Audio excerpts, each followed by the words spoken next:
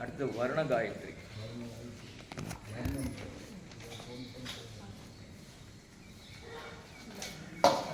ஓம் பொருள் இருக்கு, ஓம் பொருள் இருக்கு பாருங்க.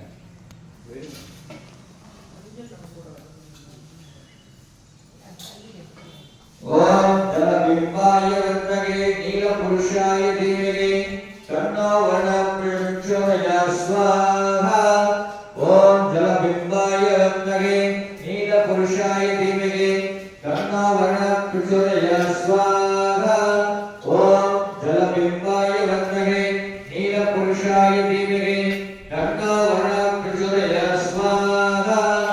ஓம் ஜலபிம்பாய வர்ணகே நீலபுருஷாய தீமகே தன்னோ வர்ணம் பிரச்சோதயாத் ஸ்வாஹா.